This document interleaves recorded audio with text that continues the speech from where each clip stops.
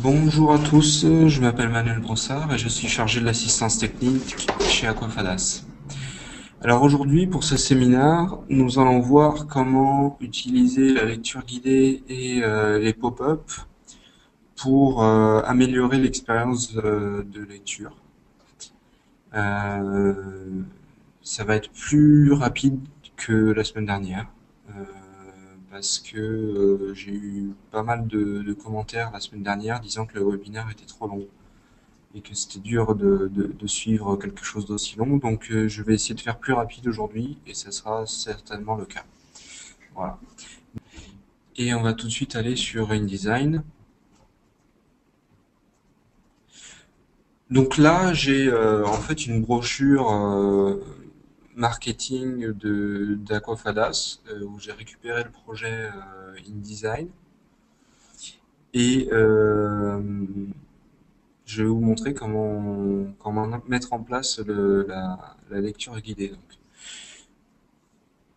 Bon, ce projet est plutôt, je dirais plutôt bien formé. Il y a des zones de texte qui sont séparées pour chaque style différent de paragraphe. Je dirais, vous voyez que les titres et le corps du texte sont dans deux cadres différents. Pareil pour les titres et les sous-titres. Donc ça va nous arranger pour la mise en place du pop-up. Donc je commence directement. En fait, je vais commencer par faire une sélection multiple de mes cadres de texte sur la première page, parce que la sélection multiple sur la deuxième page, j'ai pas réussi à trouver comment la faire jusqu'à maintenant. Et après, dans AV Interactivity, choisir Smart pour en fait, qui veut dire Smart Reading en anglais, c'est la traduction de la lecture guidée. Et donc là, vous pouvez déjà voir que j'ai mes 5 cadres de texte qui apparaissent directement et il va falloir que j'ajoute ceux de ma deuxième page, un par un. Donc, pour ajouter un item, pour ajouter un cadre, il faut cliquer sur le bouton Add Item, ensuite cliquer sur le bouton Select et cliquer sur le cadre que vous voulez voir apparaître. Donc, je répète la procédure autant de fois qu'il y a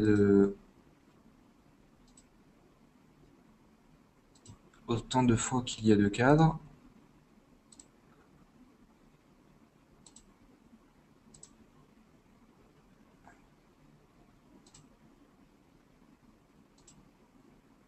Voilà. Et il m'en reste un ici. Donc voilà, là normalement, ça y est, j'ai fait la lecture guidée pour mes deux pages. Maintenant, je peux publier. Alors, il va ouvrir Photoshop sûrement. Alors, publication complète prend un peu de temps. Donc, on va. Je crois que j'avais déjà fait un export. Oui, ça c'est mon ancien export. Je vais le fermer et le supprimer pour pas le confondre.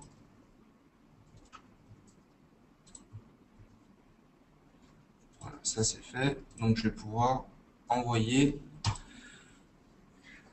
mon nouveau ZAV sur MyKiosque.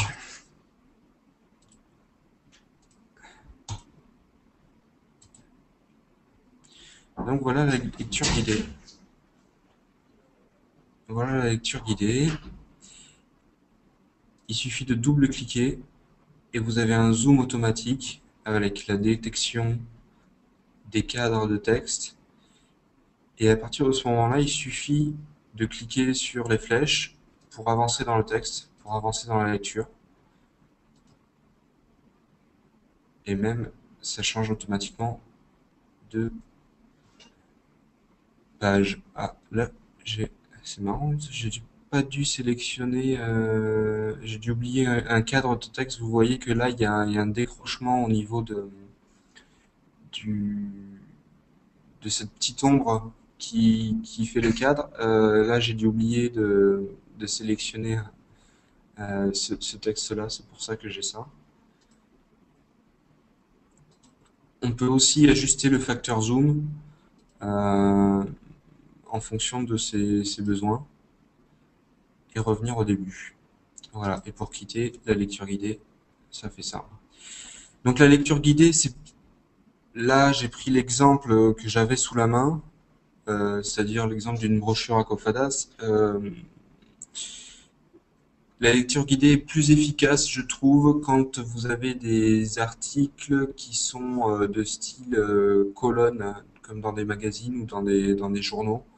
Sur du texte comme ça, qui est plus à l'horizontale qu'à la verticale, c'est moins efficace, je trouve. Parce que si vous retournez votre iPad, ça, là, ça pue beaucoup d'intérêt parce que vous pouvez pas augmenter le zoom de beaucoup, en fait. Donc voilà. Après ça c'est mon avis personnel. Moi je trouve que c'est plus efficace au niveau lecture guidée sur vraiment de l'article de presse. Voilà. Bon, on va passer maintenant. Je ferme juste. Je le supprime pour pas le confondre avec le prochain. Et on va juste voir comment ajouter des pop-up de reflow. Donc vous prenez, vous sélectionnez toujours, ça peut être n'importe quel cadre que vous avez rajouté. Alors celui-là, je crois que, ouais, voilà, je l'avais oublié tout à l'heure. Et là, on va rajouter un item. Voilà, donc ça y est, il est rajouté. Par contre, alors,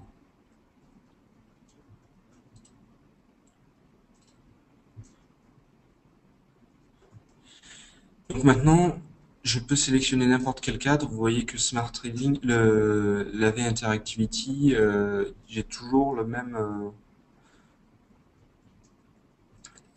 enrichissement hein, qui s'affiche, vu que tous ces cadres, tous ces textes font partie du même enrichissement. Je peux sélectionner n'importe lequel. Et donc là, je vais rajouter en bas dans les actions, dans Add Tap Action, je vais rajouter une action Show Pop-up. Donc pour afficher un pop-up, je vais le créer. Et le type du pop-up, je vais montrer le pop-up en plein écran. Et je clique sur, vous avez vu, j'ai cliqué sur le bouton créer. Et là, je choisis le type de contenu de mon pop-up. Donc, je peux mettre du diaporama, une page web, du reflow ou euh, une vidéo. Là, je choisis reflow et automatiquement, tous les cadres de texte qui étaient dans ma lecture guidée viennent se mettre dans mon pop-up de Reflow.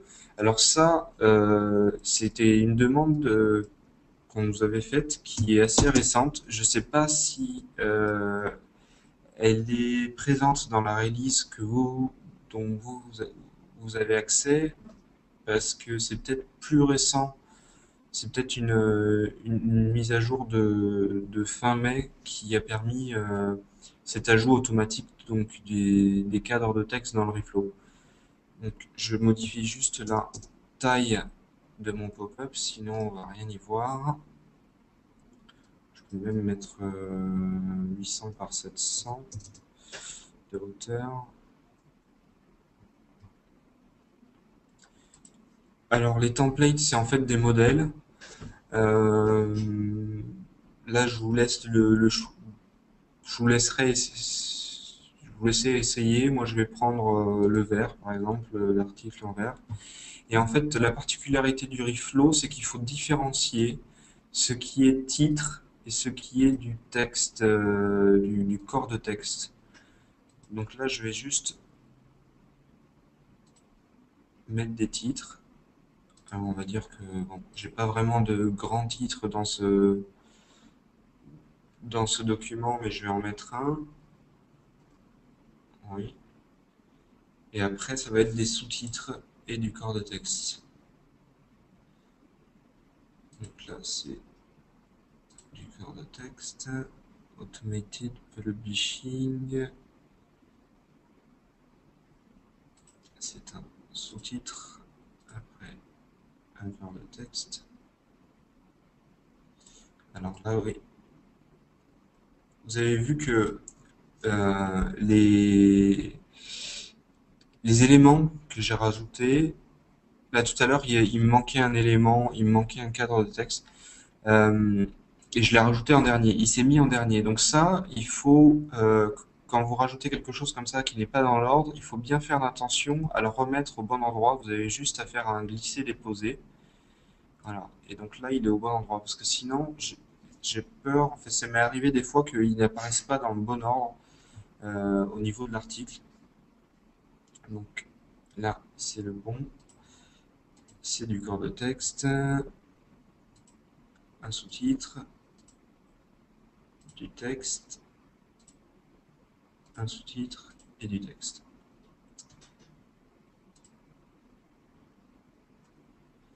Donc là, ça devrait être bon. Je republie.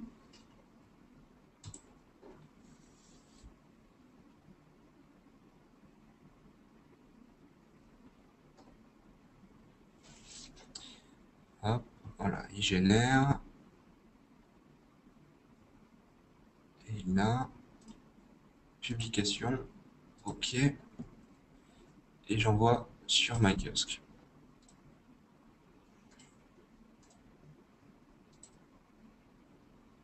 Donc cette fois-ci, je clique une fois. Voilà. Vous avez vu que pour accéder à la lecture guidée, c'est un double tap. Et pour accéder au pop-up, vu on a ajouté une action de simple tap qui fait apparaître le pop-up en fait.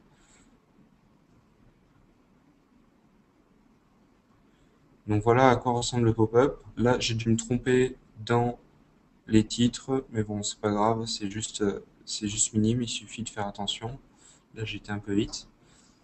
Donc vous avez le titre principal en haut, les sous-titres ici, et vous pouvez naviguer de manière horizontale en faisant un swipe, en faisant glisser le contenu. L'avantage du reflow, c'est que vous pouvez augmenter la taille de la police et il y aura une remise en page automatique de l'article en fait. Alors là, en fait, mon document c'était pas un bon exemple, je dirais, par rapport au modèle de pop-up que j'ai choisi.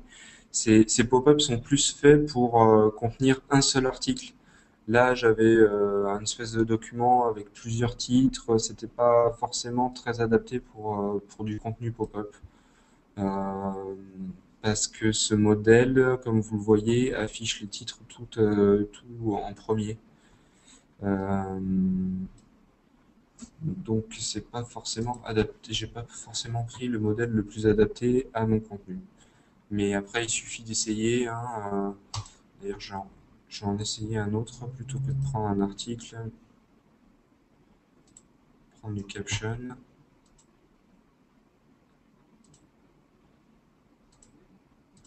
Et là, je remplace. Les titres ont changé, donc il y a différents types de textes suivant les modèles de pop-up. Donc là, j'ai changé de modèle. Je republie. Ici, je vais quitter et le supprimer.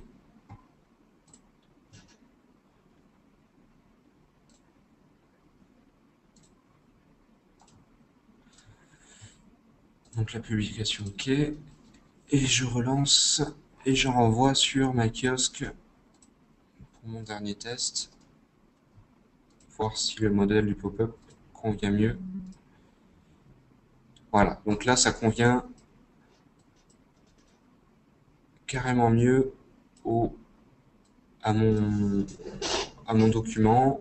J'ai Et là, c'est la navigation est différente, hein. Elle est verticale et beaucoup plus simple, beaucoup moins élaborée que, que le modèle précédent. Donc Mais du coup, c'est voilà beaucoup plus pour visible.